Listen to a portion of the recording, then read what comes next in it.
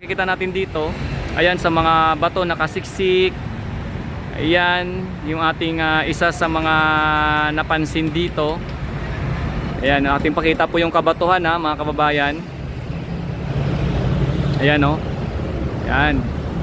May mga ganyang naiwan pa, pero hindi na talaga siya totally gaya ng dati na napakarami mga kababayan ko. Yung nagpabilis talaga dito yung trash skimmer tsaka yung bako. Yun talaga.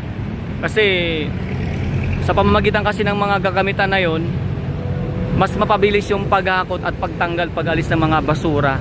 Kaya tingnan nyo, parang 4 na araw lang yata mga kababayan simula ng dinagsa ito ng basura. Parang 4 na araw lang yata ang lumipas. Ganito na yung naging resulta sa tuloy-tuloy na paglinis. Kasi kahit gabi po talagang tinatrabaho po ito mga kababayan Kaya ito po yung ating nakikitang resulta sa ngayon. Magandang araw muli mga kababayan at welcome dito sa aking YouTube channel. Ako nga pala si Daddy D. So ito po atin lang i-update ang kasalukuyang sitwasyon dito sa may mismong gilid lamang ng LRT Redemptory Station. Siyempre bahagi po ito ng Pasay at Parañaque. Ayan, and tapat lamang po ng Baclaran Church. So kung kamakailan mga kababayan, nakita natin na kung gaano katindi at kadami yung basura na dinagsa dito. Pero ito po ngayon yung ating nakikita. Ayan, pati dito hanggang sa may dulong-dulo, kung mapapansin ninyo ay halos naalis na or natanggal na yung mga basura mga kababayan. Meron man tayo nakita na basura pero hindi na po siya ganon karami. At yung kanilang mga dito, bangka na gamit pang alis, ito may 2 naka-prepare dito. Pero yung iba ay ando na sa may pinakataas parang tinob na nila doon. Kasi nga wala na rin masyadong dito basura mga kababayan. Meron man, nakikita natin dito, ayan sa mga bato nakasiksik. Ayan, yung ating isa sa mga napansin dito. Ayan, ating pakita po yung kabatuhan mga kababayan. Ayan Ayan. May mga ganyang naiwan pa, pero hindi na talaga siya totally gaya ng dati na napakarami mga kababayan ko. At higit sa lahat, ang isa po sa ating napansin dito, ito yung trash trap Ayan, yung isa sa pangharang ng mga basura. Ayan, yung trash trap na tinatawag. Okay. So andyan na po, siyempre andyan pa rin yung mga excavator or isa sa mga tumulong din yan sa mag-alis ng mga basura dito habang ito ay hinahakot. So nakakatuwa mga kababayan kasi nga siyempre alam nyo naman ang basura ay banta rin yan sa kalusugan ng lahat, di ba? So kung tumatagal yan sa isang lugar, maaring maglika yan ng hindi ka nais-nais na amoy. And syempre pwedeng maka-epekto yan sa bawat kalusugan ng mga napapadaan or malapit dito. So kaya malaking malaking bagay na naayos din po kagad dito naalis po kagad dito mga kababayan.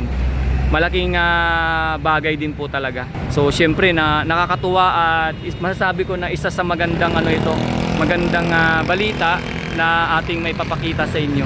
Pero ayun, meron pa rin mga basura na palagay ko na lang to, yung kahapon nga, di ba, nung ating tong na-monitor kahapon, yung ating binalikan, nakita natin yung mga dito naglilinis, parang parang sinisibot-sibot na lang nila yung naiwan na mga basura mga kababayan ko. Ayun, doon ang ginamit ditong yung nagpabilis talaga dito yung trash skimmer tsaka yung bako. Yun talaga. Kasi sa pamamagitan kasi ng mga gagamitan na yon, mas mapabilis yung paghakot at pagtanggal, pag-alis ng mga basura. Kaya tingnan nyo, parang 4 na araw lang yata mga kababayan simula ng dinagsa ito ng basura.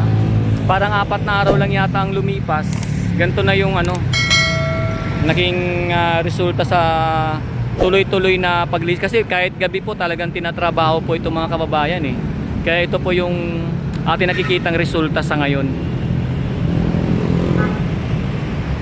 Yan, sana lahat ng mga, kumbaga pag meron mang nararanasan na pagdagsa ng mga basura or mga basura na parang biglaan na pumasok sa isang area, sana ganito rin kabilis, no, na makuha ka agad, diba? Kasi yun nga, ayon nga sa una kong sinabi, pag yung basura ay tumatagal sa isang lugar, posible yan na maglika ng banta sa ating kalusugan. Kasi pag yan ang nangamoy, siyempre masisingot ng mga bawat napaparaan sa area na iyan or ito, ay pwede silang kung baga yung baga nila mahina sa mga ganyan, pwede silang dapuan ng sakit, mga kababayan.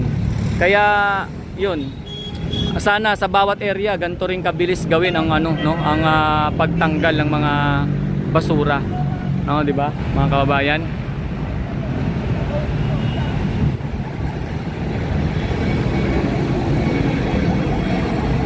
Ito na lang yung nakikita natin dito. Atin na lang ditong monitor yung ating pag-update dito, mga kababayan ko. Pero yun nga, hindi na siya talaga totally ganun karami. Pati rito malinis po dito. Ayan o. Pero may mga putik-putik dito. Ayan, mga putik-putik na naiwan.